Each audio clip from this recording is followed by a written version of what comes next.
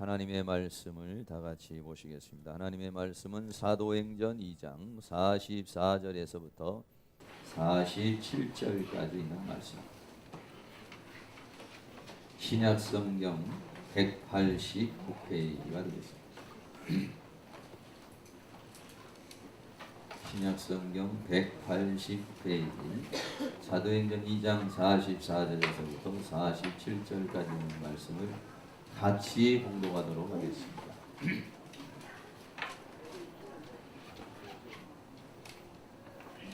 다 같이 봉독합니다.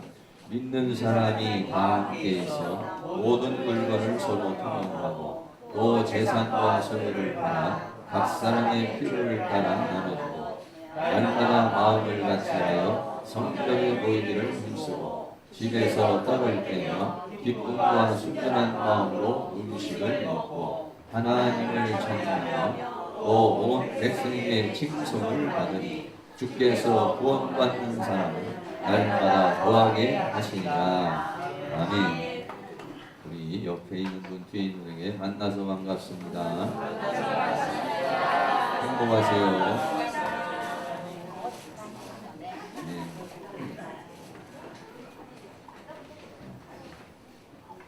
표현을 잘 이렇게 하셔야 좋습니다. 네, 감사하고요.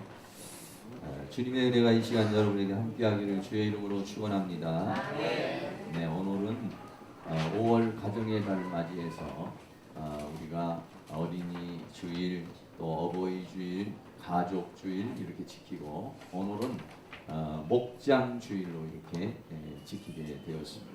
그래서 오늘은 목장 주일이 되어서 목장 교회에 대한 그런 이야기를 가지고 함께 은혜를 나누려고 합니다.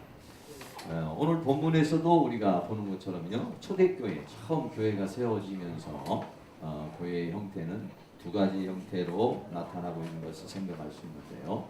첫째는 모든 사람들이 예루살렘 성전에 다 모여가지고 하나님 앞에 예배하고 찬송하고 기도하고 이렇게 지냈습니다.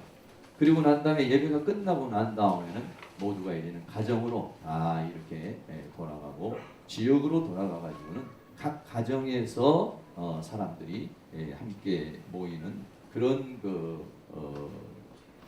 교회 형태를 갖게 된 것을 생각할 수가 있습니다. 당시에 예루살렘에는요, 교회가 딱 예루살렘 성전 딱 하나만 있었는데 당시에는 엄청나게 많은 숫자의 그런 성도님들이 모이게 됐습니다. 뭐 정확하게 그때 당시에 성도가 몇 명이 있는가는 우리가 기록이 안 돼 있지만은 거의 한 10만 명 정도 됐을 것이다. 이렇게 얘기도 하고, 또 어떤 사람들은 예루살렘에 인구가 한 3만 명밖에 안 됐다. 이렇게도 얘기도 하고 그렇게 얘기를 하지만은 정확한 숫자는 우리가 알 수가 없지만은 성경에 보면은 베드로가 한번 설교할 때 5천 명이 예수를 믿고, 또 베드로가 설교를 할 때 3천 명이 이렇게 설교를 할 때 믿게 됐다라고 그랬어요. 당시에 남성을 기준으로 해가지고 숫자를 세어봤을 때 5천 명이 믿었다고 그러면 한 2만 명 정도 이렇게 믿었을 것으로 생각하고, 3천 명이 믿었다고 한다면은 그것도 한 만여 명 정도로 이렇게 믿었다고 이렇게 볼 수가 있어요. 그렇기 때문에 믿음의 사람들이 굉장히 많은 것입니다. 예루살렘 성전에서 장소는 한 군데이고, 당시의 실제적인 사역자들은 예수님의 12제자, 12명의 제자밖에 없는 것입니다. 그래서 그 12명의 제자가 거기에 있는 모든 사람들을 다 이렇게 양육하고 함께하고 또 이렇게 할 수 있는 그러한 시스템이 되어 있지를 않았던 것을 볼 수가 있죠. 그래서 당시에 예수님을 통해서 은혜 받은 사람들, 또 마가의 다락방에서는 예수님이 승천하고 난 다음에는 120명의 성도들이 함께 기도를 했다고 이렇게 말하고 있고, 또 예수님이 부활해서 승천을 할 때는요 500의 형제가 예수님의 승천을 봤다라고 이렇게 이야기를 하고 있습니다. 그래서 그런 모든 것을 추론해 볼 때 당시에 12명의 사도 외에도 많은 신실한 믿음의 사람들이 있었던 것을 볼 수가 있는데, 바로 그렇게 믿음의 신실한 사람들, 다시 말하면 오늘날로 말하면 평신도라고 말하고 있을 수가 있습니다. 일반 성도님들을 중심으로 해서 각 지역마다 또는 가정마다 많은 모임의 그러한 일들이 일어나게 된 것을 우리가 볼 수가 있는데요. 사도행전 2장 46절 말씀에도 보면은 날마다 마음을 같이하여 성전에 모이기를 힘쓰고 집에서 모였다고 했어요. 그러니까 집에서 모이면서 되냐 떡을 떼고 기쁨과 순전한 마음으로 음식을 먹었다라고 이렇게 말하고 있습니다. 다시 말씀드리면은 교제가 일어나게 됐는데 거기서는 많은 교제가 일어나는데 떡을 떼고 음식을 나누는 그러한 교제의 역사가 각 가정에서 일어나게 됐다라고 이렇게 말하고 있습니다. 그리고 이 사람들이 떡을 떼고 음식을 나누고 그것만 있는 것이 아니라 그 다음에는 하나님을 찬미했다 이렇게 말하고 있어요. 사도행전 2장 47절 말씀에 하나님을 찬미하며 이렇게 말했어요. 그러니까 사람들이 가정에서 모였어요. 예루살렘 성전에서 은혜를 받고 또는 가정으로 다 가서 날마다 그렇게 말했어요. 어쩌다가 한 번씩 모인 게 아니라 너무 큰 충격이었어요. 예수님이 당시에 모든 사람들이 죄인이라고 생각을 했는데 그 예수님이 인류를 구하는 메시아요. 그리고 그 메시아이신 그분을 사실이라고 예수님의 그 부활이라든지 여러 가지 그런 구원이라든지 이런 것이 성령님 하나님의 영이 오심으로 인해서 모든 사람이 깨닫게 되고 은혜를 받게 되고 그랬어요. 그렇기 때문에 많은 사람들이 날마다 같이 이렇게 모이게 돼서 하나님을 찬미하게 되었다라고 이렇게 말하고 있습니다. 그리고 하나님을 찬미하는 그런 상황만 있었던 것이 아니라 세 번째는 그 지역에 있는 사람들에게요 선행을 많이 베풀었어요. 사도행전 2장 45절에는 재산과 소유를 팔아서 각 사람의 필요를 따라서 나누어 주었다라고 이렇게 말하고 있는 것입니다. 다시 말하면 당시에 초대교회 사람들은 가정에서 모여서 첫째는 교제를 나눴어요.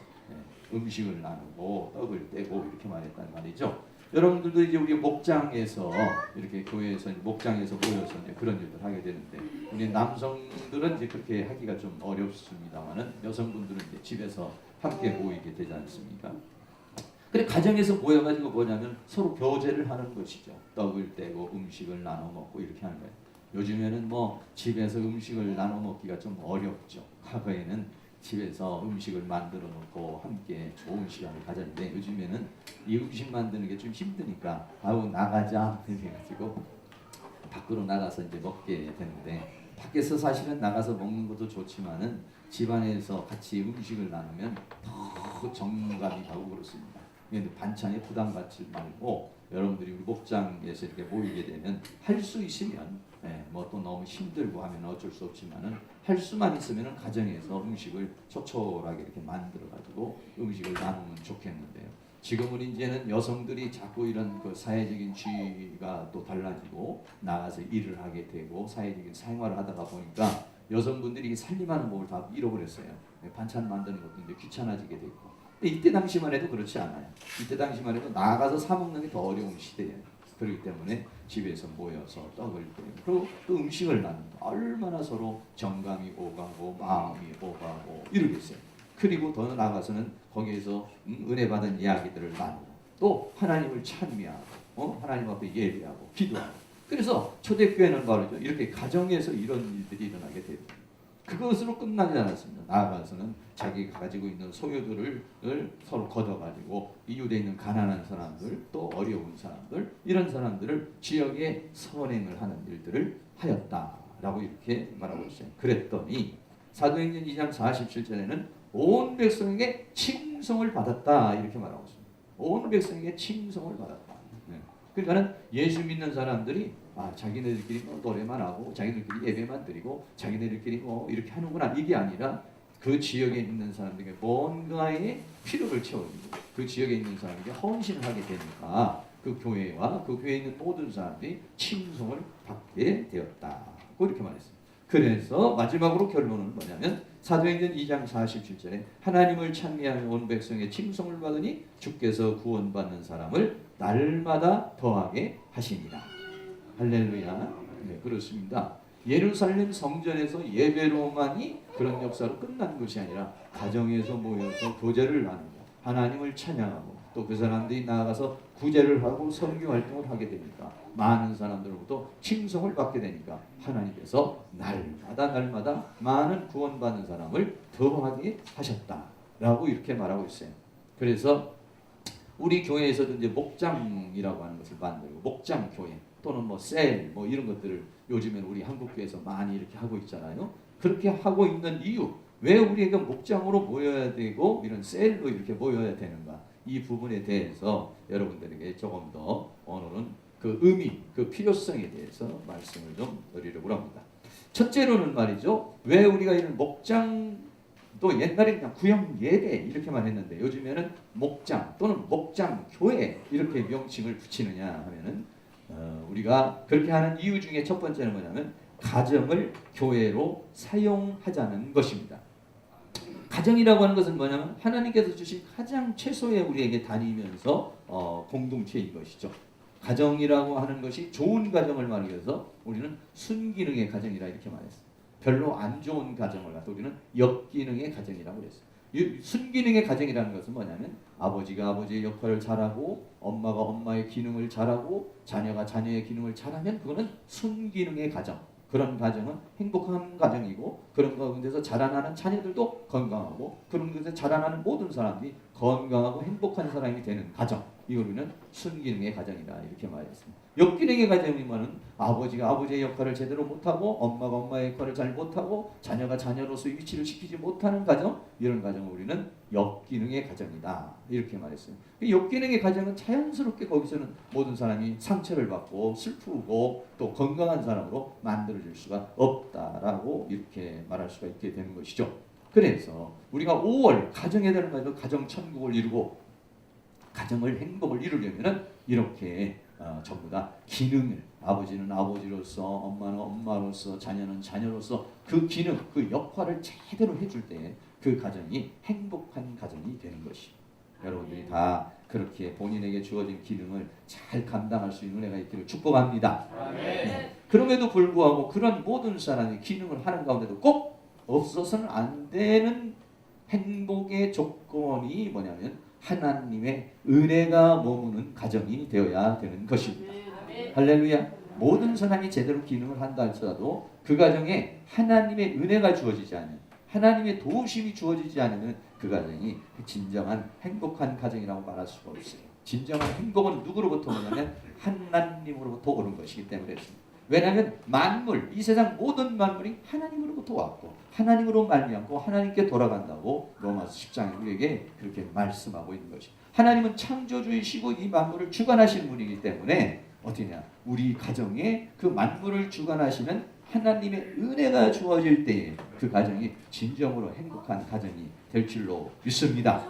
이렇게 하나님의 행복한 가정이 되려면 어떻게 되느냐, 이 가정에서 찬송이 울려 퍼지고 이 가정에서 기도가 울려 퍼지고 이 가정에서 하나님의 은혜가 넘치게 될 때 그 가정이 행복한 가정이 될 줄로 믿습니다. 많은 사람들이 요즘에는 집안에서요 실망받는 것을 그렇게 좋아하지 않습니다.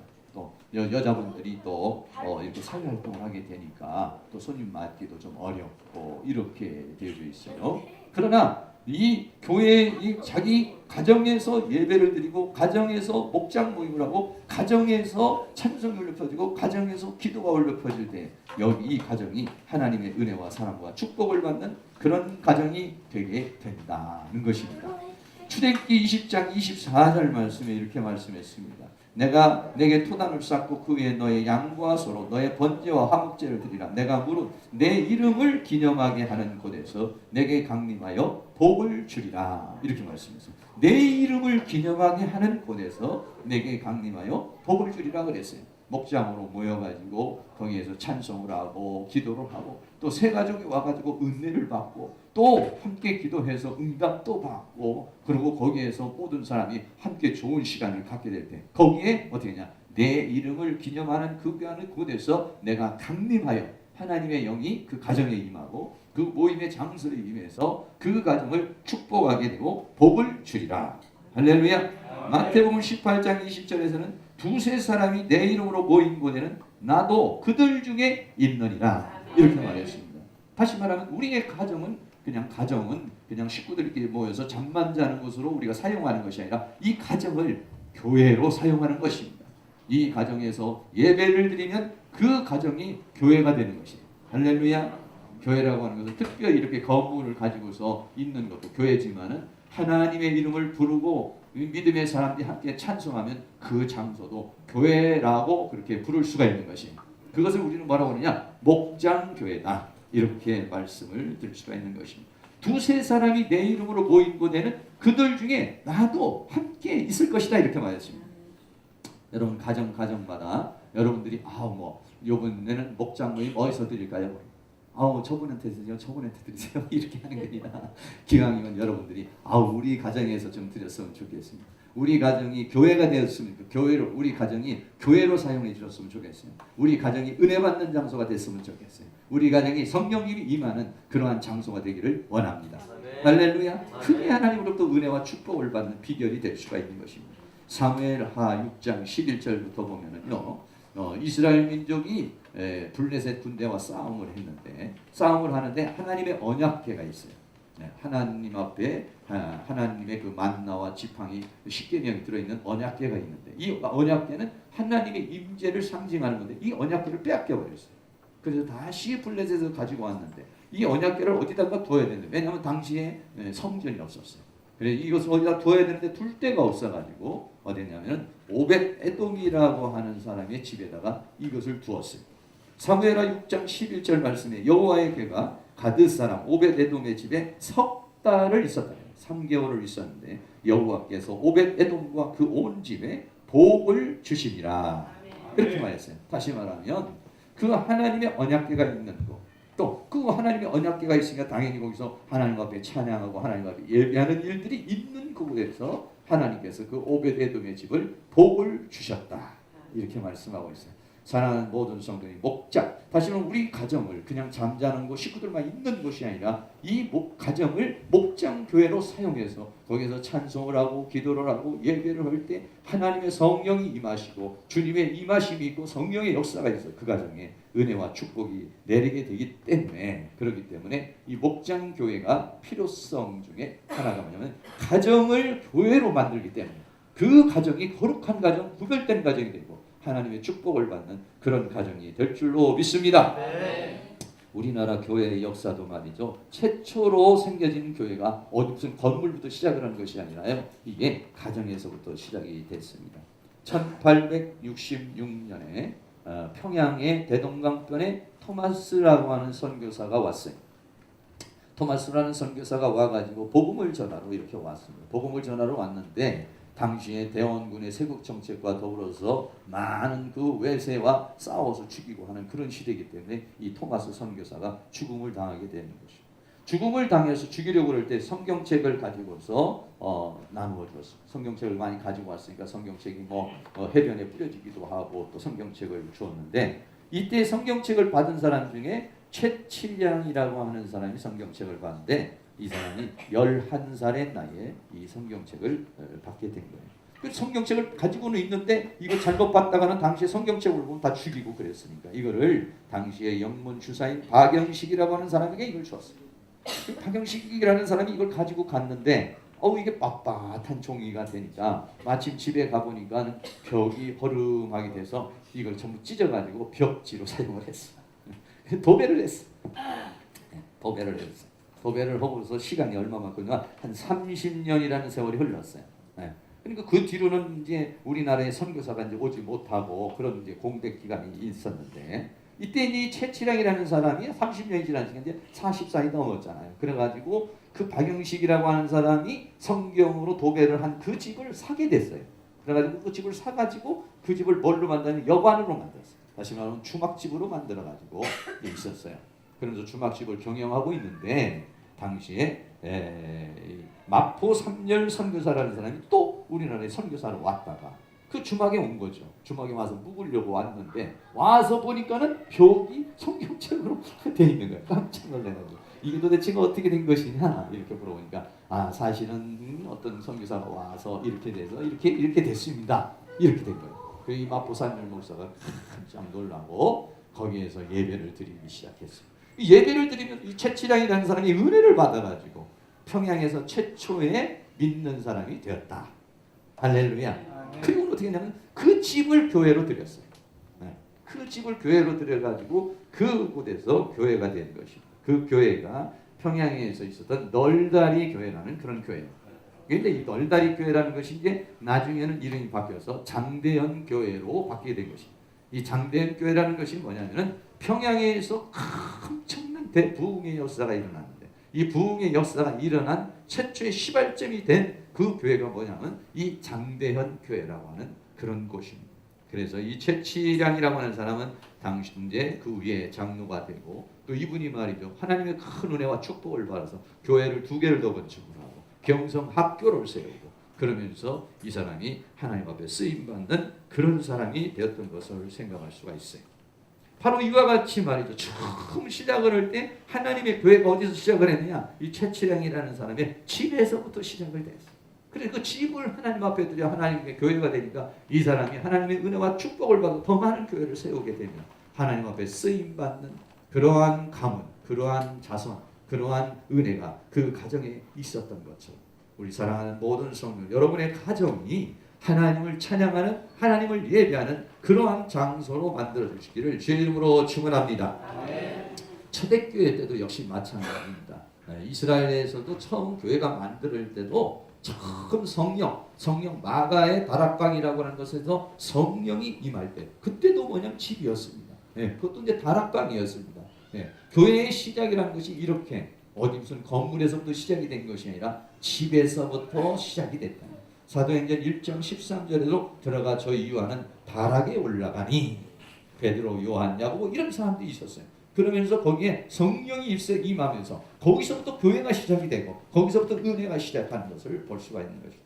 여러분의 교회, 여러분의 가정이 이런 성령이 역사하고 하나님의 은혜가 시작되는 그런 가정이 될 수 있기를 주의 이름으로 축원합니다. 아멘. 유럽에 최초로 세워진 교회가 빌립보 교회라고 하는 교회인 것입니다. 이 빌립보 교회라고 하는데 역시 마찬가지로 사도행전 16장에 보면은 여기에 루디아라고 하는 한 여성이 장사를 하는 사람이 말씀을 듣고 자기 집을 교회로 내어놓고 거기서부터 시작된 곳이 빌립보 교회라고 하는 교회가 세워지게 된 것입니다.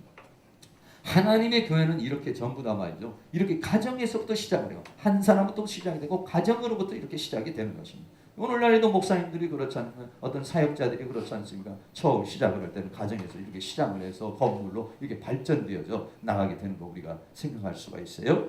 과거에는 말이죠. 부흥회를 하고 막 집회를 하고 그러면은요. 어떻게 되면은 그 부흥 강사들을 권사님이나 장로님들이 서로 집으로 모시려고 그랬어요. 그래가지고 요즘에는 뭐 부흥 강사들이 오면 다 뭐 숙소 뭐 여관이나 아니면 가까운 곳을 이렇게 외부로 나가지만 당시에 이 얼마 전만 해도 그렇죠. 한 20년 전만 해도 처음 부흥 강사를 자기 집으로 모신다. 그럼 그 집을 방을 하나 딱 비워서 그 부흥 강사가 3박 4일 이 교회 부흥회를 하는 기간에 참 극진히 대답을 하고 그 수종을 둔다. 그럼 이 부흥 강사가 그 자가정을 위해서 기도를 해주고 또 그것을 보는 남편이나 아니면 아내나 또는 자녀들이 그 모습을 보는 거예요. 아, 주의 종을 이렇게 대접을 하는 거구나. 이렇게 해가지고 은혜를 받는 거구나. 이런 모습을 보면서 자연스럽게 교육이 되고 자연스럽게 믿음이 흘러가고 이래서 많은 사람들이 하나님의 은혜와 사랑과 축복을 받는 그런 역사가 일어나게 됐습니다. 오늘날에 이제 그런 것들이 다 귀찮아지게 되니까 여러분들이 하나님으로부터 오는 축복을 받기가 어려운 그런 시점에 이게 있는 것을 볼 수가 있어요. 구약 성경에 수넴 여인이라고 있습니다. 이 수넴 여인과 엘리사가 이제 열왕기하 4장 10절에서부터 보면은 이 수넴 여인이 아주 믿음이 좋은 그런 여인이 있었어요.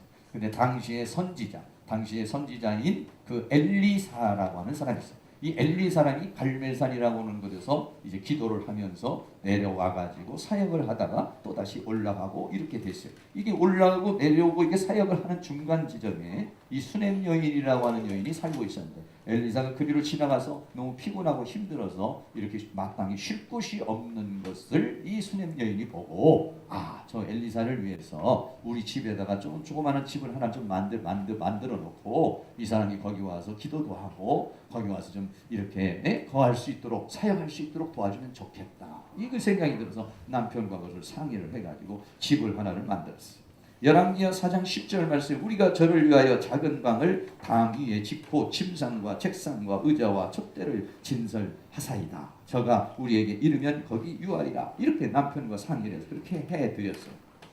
엘리사가 마침 오고 산에 가서 내려와서 사역을 하다 또 오다 보면 피곤하고 이 일적이 지쳐있지 않습니까? 그건 하늘도 이제 개하시이 종과 더불어서 이제 쉬고 있는데 가만히 생각을 해보니까 이 수냄 여인이 자신에게 베풀어 준 게 너무 감사한 거예요. 나는 이렇게 이 여인으로부터 이런 은혜를 받고 이런 사랑을 받았는데 내가 이렇게 이 가정을 위해서 축복을 빌어줄 일이 없을까? 그렇게 하시게 물어서 혹시 이 가정에 필요한 것이 있을지 모르니까 네가 한번 잘 살펴봐라. 그렇게 살펴봐서 하나님 앞에 간구해서 이 가정에 축복을 받아야 되지 않겠냐 했어요. 살펴보니까 그 가정에 뭐가냐? 자녀가 없었어. 그래서 하나님 앞에 기도해서 그 가정의 수냄 여인에게 자녀가 잉태되어지는 축복을 받게 된 줄로 믿습니다. 열왕기 4장 17절 말씀에 여인이 과연 잉태하여 돌이 돌아오매 엘리사의 말한 대로 아들을 낳았더라 라고 이렇게 말했습니다. 다시 말하면 우리 가정을 우리 식구끼리만 먹고 놀고 이런 그런 장소로만 사용하는 것이 아니라 이 가정을 하나님의 교회로 하나님의 은혜가 함께하고 하나님의 역사가 함께하는 그런 것으로 사용할 수 있는 게 뭐냐? 목장 교회가 되는 것입니다. 여러분들 가정에 그렇게 예배를 드릴 때마다 열예배를 드릴 때 그냥 신방 예배, 구역 예배 이런 개념으로 드리지 말고 이 시간 예배 드릴 때 여기가 바로 교회고 여기가 바로 거룩한 장소고 여기가 바로 하나님이 임하시는 장소고 하나님 우리 가정을 이번 주에 사용하여 주시옵소서. 그래서 나 또 은혜 받고 우리 모든 목장 식구도 다 은혜 받게 주시옵시고 우리 가정은 늘 하나님의 성령이 임하고 하나님의 은혜가 임하는 그러한 가정이 되게 하여 주시옵소서 할 때 하늘로부터 하나님의 큰 은혜와 축복이 임하게 될 줄로 믿습니다. 두 번째는요, 직장을 교회로 사용하는 것입니다. 우리가 다니고 있는 직장이나 우리가 하고 있는 사업장을 뭘로 사용하냐면 교회로 사용하는 것입니다. 마태복음 5장 14절 말씀에 너희는 세상의 빛이라 이렇게 말해요. 산 위에 있는 동네가 숨기지 못할 것이요 라고 그랬어요. 다시 말하면 믿음이라고 하는 것은 우리가 여기에서 가만히 앉아서 하나님 앞에 찬양하고 기도하고 이 믿음으로 끝나는 것이 믿음이 아니라 어쨌든 우리는 세상에 나가서 빛이 되어야 돼. 세상에 나가서 소금이 되어야 돼. 다시 말하면 우리가 나가서 내가 가는 직장, 이 직장에는요 내가 그 직장의 선교사로 파송이 되는 거예요. 내가 가는 사업장, 거기는 내가 사업장에 하나님으로부터 파송을 받는 것입니다. 네. 여러분 선교사라고 해서 저기 아프리카나 아니면 먼 나라에 가가지고 복음을 증거하는 사람만 선교사라고 그러지 않아요. 네. 직장 선교사가 있습니다. 사업장 선교사가 있습니다. 여러분 내가 가는 곳에 여러분이 가는 곳이 바로 교회가 될 수 있기를 축복합니다. 그래서 말이죠. 직장에는 말이요 가면은 신우회라고 하는 게 있어요.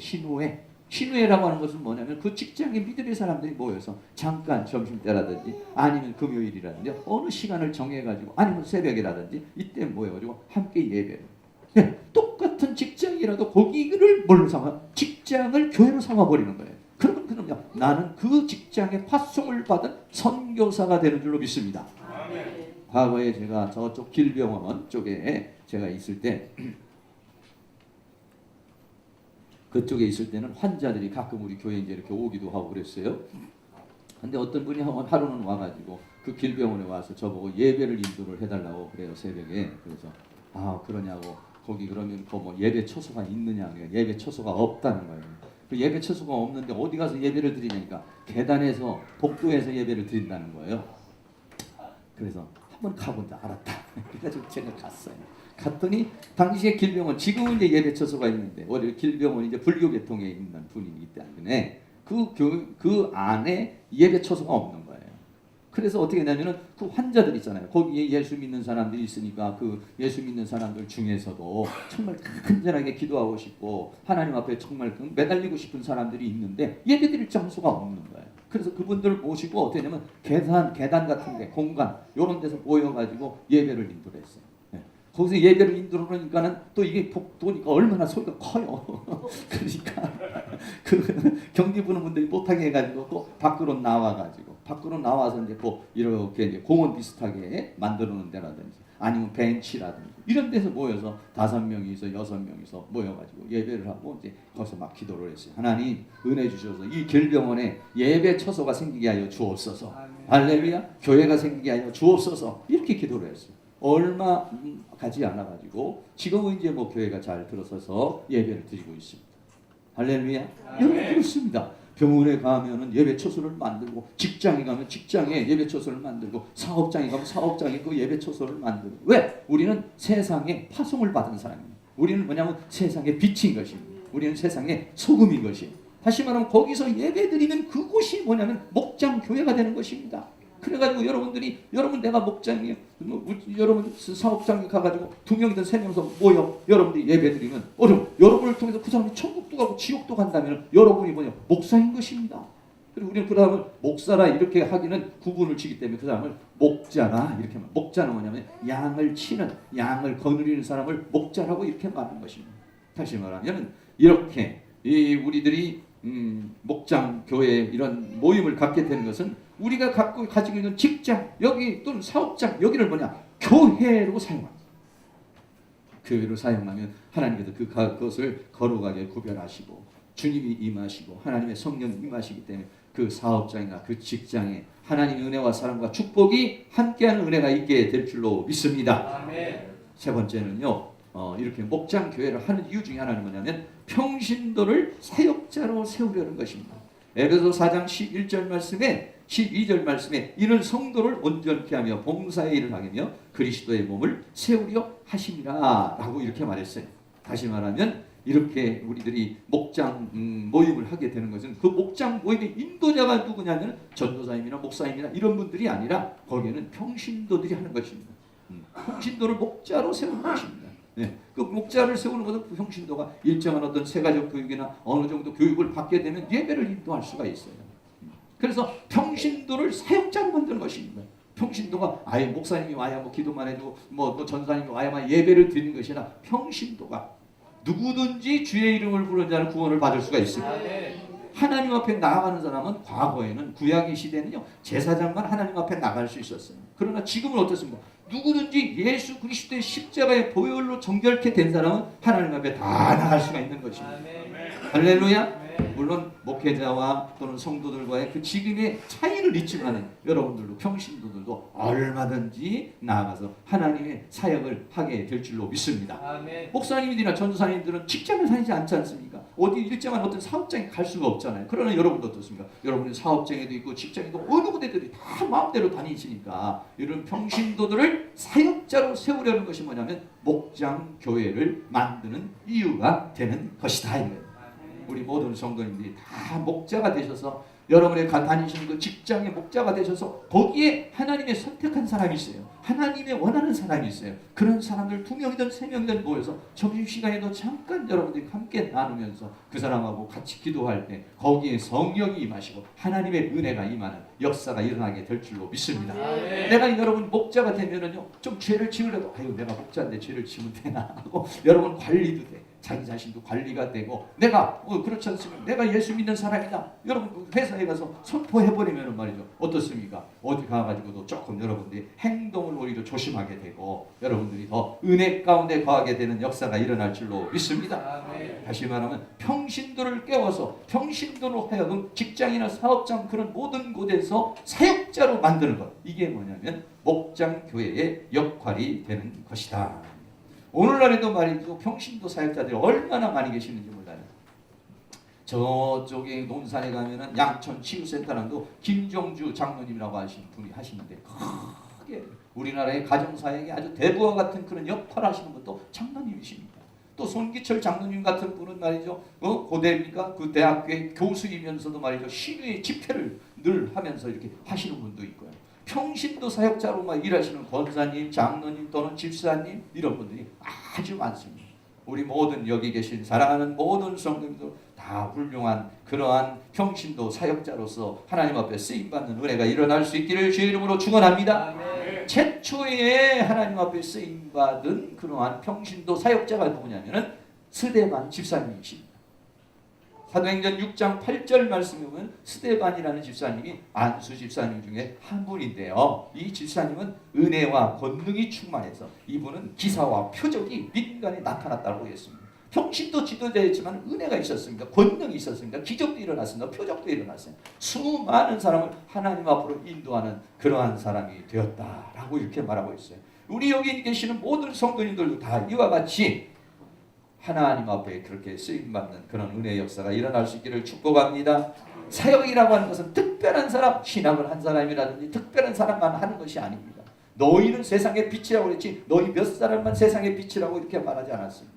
우리 사랑하는 모든 성도님들에게 예수님이 십자가에 못 박혀 다시고 부활하시며 500여 명이 있는 곳에서 뭐라고 말하면 너희는 온 천하에 다니면서 만명의 복음을 전가라고 했습니다. 너희는 제자를 삼아서 아버지와 아들과 성령의 이름으로 세례를 주고 이렇게 아버지께서 하나님께서 주신 그 말씀을 가르치고 지키게 하라. 이렇게 마태복음 28장에 우리에게 그렇게 말씀을 했습니다.